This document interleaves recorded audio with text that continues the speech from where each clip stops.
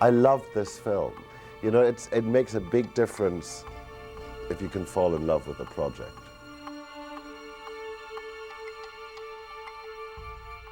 The first time Ridley phoned me and said, you know, what about a Gladiator movie? I just sort of started laughing because I was thinking about men in skirts and sandals. You know, and then he sort of said, no, it's not like that. And he started telling me the story, and I thought, this could be good. This could be pretty amazing.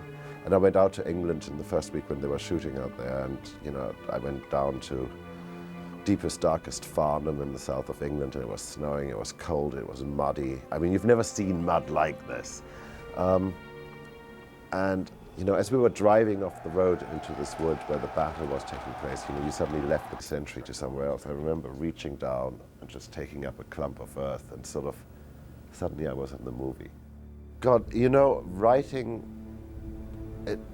finding that first idea. I mean, I was always saying that about the Oscar. I mean, the Oscar would be this amazing thing if, with the Oscar, they gave you the first 4 bars of the next tune you have to write, because they are impossible. And you sit here and you're consumed by self-doubt, and you just know you can't ever do it again, and that you're a fraud, and you should be phoning the studio right now and telling them, you know, find yourself a real composer. I can't do it. I can't do it. And then suddenly something happens. You know, it's like, and I don't know how it happens, but suddenly something is there that's appropriate for this film. I mean, it happens to me on every movie. I found a tape recently which was just ideas for The Lion King, and there were 48 main themes on it. And, you know, they weren't bad, but they weren't right either. They weren't the right thing for that movie.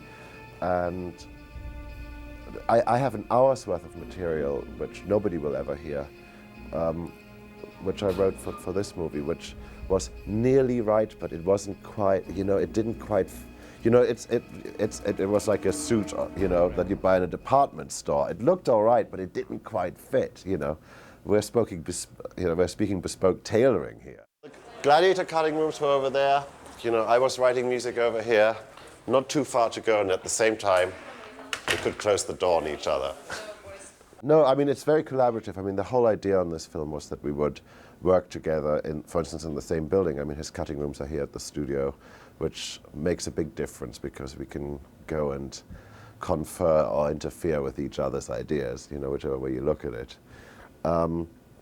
Which is truly a great way of working, because it makes sense of how one makes a movie. You know, not everybody is just sort of stuck away in a corner somewhere, you know, doing their own thing. It's a good way of working because everything informs everything else. Now, listening to the more we were going, can't we do something like that? And, you know, can't we find a singer to do something? And finally, the answer, of course, was, let's phone Lisa herself. And we sent her some footage, and she thought it looked pretty amazing. She was really interested, and she came over for, I think it was supposed to be 3 or 4 days. That turned into 4 or 5 months. And I sort of found this sort of musical soulmate suddenly. I mean, she's a formidable character insofar that she has an incredible aesthetic sense. She's a real artist. There are very few artists, everybody's called an artist these days, but trust me, there are very few who are the real thing. And we just started trying things together. I mean, the whole wheat field, etc. I mean, you put the picture up and you better be in record. Moroccan sequence is called the duduk, which is thousands of years old. It's really an Armenian clarinet, would be the easiest explanation. And there's one player that is amazing, a 72-year-old man called Javan Gasparian. Of course, he lives in Armenia.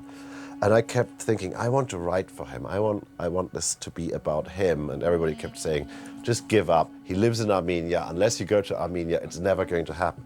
And I just sort of doggedly kept writing for this guy. And one day I got a phone call from a friend of mine, Michael Brook, who said, oh, you know, Javan's going to be in Los Angeles. And it was just sort of, you know, I just kept writing because I knew, you know, like if you build it, he will come. I just kept doing this. And it was great because he doesn't speak a word of English.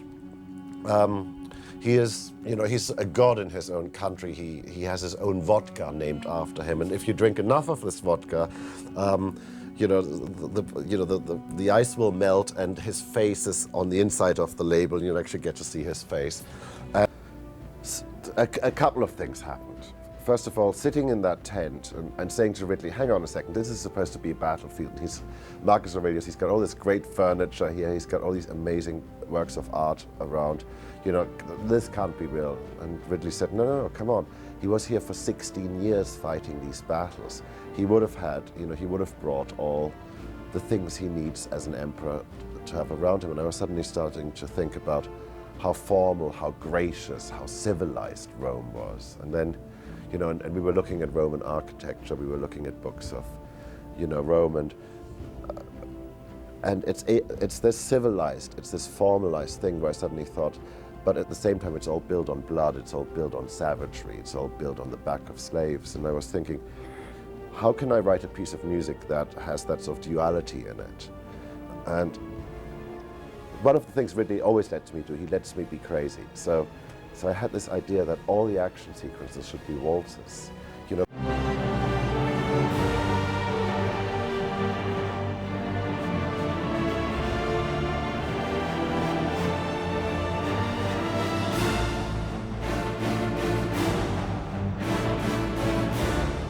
Gladiator. Soundtrack available in stores everywhere.